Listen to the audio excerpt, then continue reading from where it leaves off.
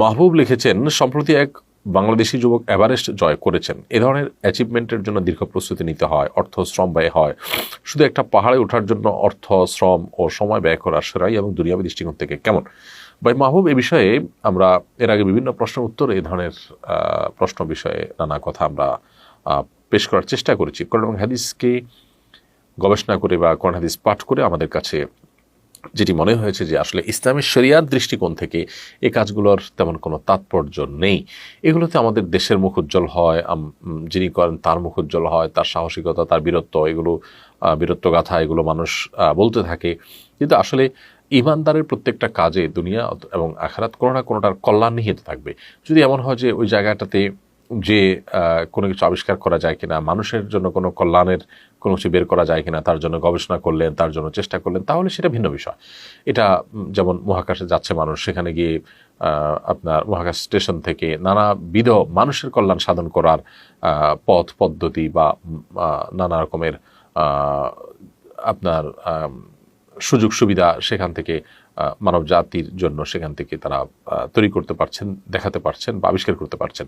কিন্তু এভারেস্টের চূড়ায় ওঠার মধ্যে মানুষের কোনো কল্যাণ নিহিত নেই। যিনি উঠছেন তিনি তার বাহাদুরি ছাড়া, যে দেশের নাগরিক করছেন সে দেশের মুখ উজ্জ্বল হওয়া ছাড়া আর কিছু নয়। এটার জন্য শ্রম, অর্থ এগুলো সব ব্যয় করা এবং এত বেশি এনার্জি সেখানে দেওয়া, এ ধরনের কাজের পেছনে ইসলাম শরিয়ার দৃষ্টিকোণ থেকে, বিশেষ করে যে লোকটা আখিরাতে বিশ্বাস করেন, যিনি আল্লাহর কাছে যেতে হবে যে বিশ্বাস করেন, যার কাছে দুনিয়াটা নিছকই একটা দুনিয়া, এটা এর বেশি কিছু নয়, তার কাছে আসলে এগুলো কখনো গুরুত্বপূর্ণ বিষয় নয়। হ্যাঁ, আখিরাতের প্রতি বিশ্বাস না থাকলে, দুনিয়াটাই তার সব কিছু হলে, তখন তার কাছে এটা অনেক বড় ব্যাপার হতে পারে। আমি জানি যে এই ধরনের বিষয়গুলোকে আমরা অনেকে হয়তো হজম করতে পারবো না। এই ধরনের বিষয়গুলোকে আমাদের কাছে মনে হবে যে একেবারে সেকেলে আমাদেরকে শয়তান আখিরাতকে এতটা ভুলিয়ে রাখছে যে আখিরাতের ব্যাপারগুলো আমাদের কাছে এখন একেবারে গৌণ হয়ে যাচ্ছে। আখিরাতের বিষয়গুলো আমাদের কাছে বরং মনে হচ্ছে যে এগুলো শুধু কথার কথা। আমাদের ব্যক্তিগত জীবনে, বিভিন্ন কর্মকাণ্ডে, আমাদের চিন্তাধারায় আখিরাতের প্রতি ঈমানের কোনো প্রতিফলন বা ছিটেফোঁটা এটা প্রকাশ পায় না সচরাচর। এটা খুবই দুর্ভাগ্যজনক এবং এটি ঈমানের যে দুরবস্থা আমাদের মধ্যে রয়েছে সেটি একটি সুস্পষ্ট উদাহরণ। আজিজুল হক লিখেছেন, মোবাইল আসক্তি থেকে বাঁচার উপায় কি? মোবাইল আসক্তি থেকে বাঁচার উপায় হলো, এটি যদি কেউ কোনোভাবে নিয়ন্ত্রণ করতে না পারেন, প্রয়োজন তিনি বাটন ফোনে চলে যাবেন এবং একটু কষ্ট হলেও নিজের বিরুদ্ধে নিজে অপারেশন করার চেষ্টা করবেন। অর্থাৎ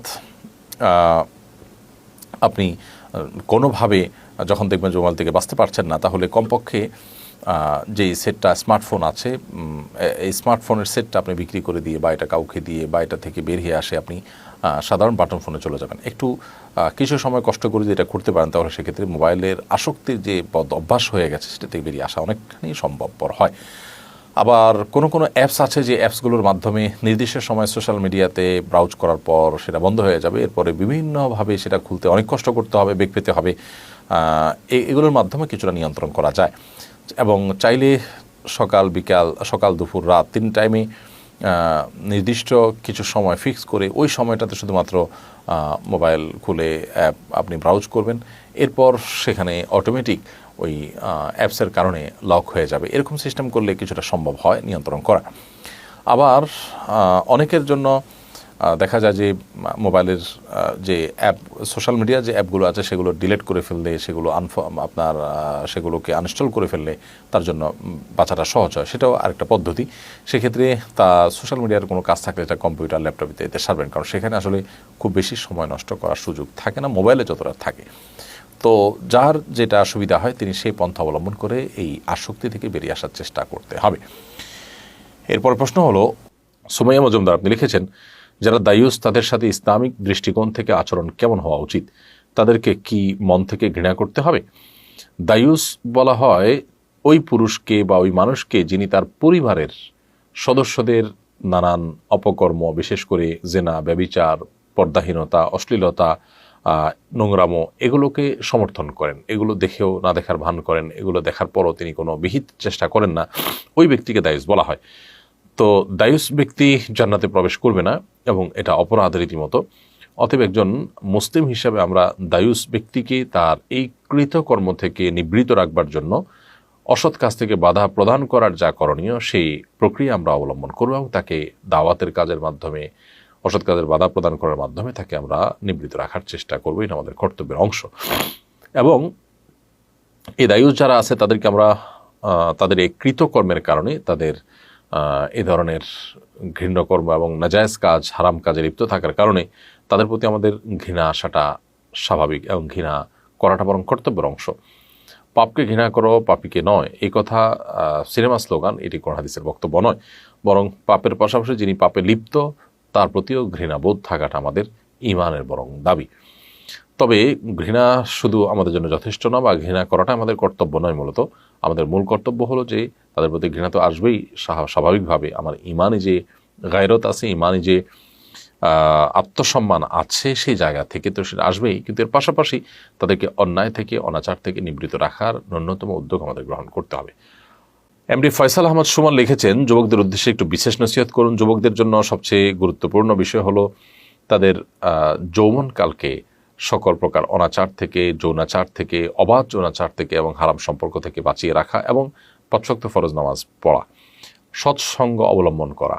যে সমস্ত সঙ্গী, যে সমস্ত বন্ধু, যে সমস্ত যুবকরা আল্লাহর ভয় ধারণ করেন তাদের সাথে উঠা বসা করে তাদেরকে বন্ধুরূপে গ্রহণ করা, এই বিষয়ে তাদেরকে সৎপথে থাকতে অনেক বেশি সাহায্য করে। আর না হলে তারা বিপদগামিতার পথে চলে যাওয়ার আশঙ্কা অনেক বেশি থাকে। হাফিজুর রহমান লিখেছেন, আমরা সচরাচর কথায় বলে থাকি আল্লাহই তো মানুষের মন ভরাতে পারে না, মানুষ কিভাবে মানুষের মন ভরাতে পারবে? এ কথা দ্বারা কি একজন মানুষের ইমান নষ্ট হবে? এটা খুবই গর্হিত কাজ, ইমানের সাথে সঙ্গতিপূর্ণ কোনো কথা নয়। আল্লাহ তাআলা মানুষের মন ভরাতে পারে না, এ কথা সঠিক কোনো কথা নয়। আল্লাহ সুবহানাহু ওয়া তাআলা মানুষের আকাঙ্ক্ষা মেটাতে পারেন, এবং আল্লাহ তাআলার কাছে অসম্ভব বলতে কোনো কিছুই নয়। এটা আল্লাহ সম্পর্কে জাহালাত এবং মূর্খতা।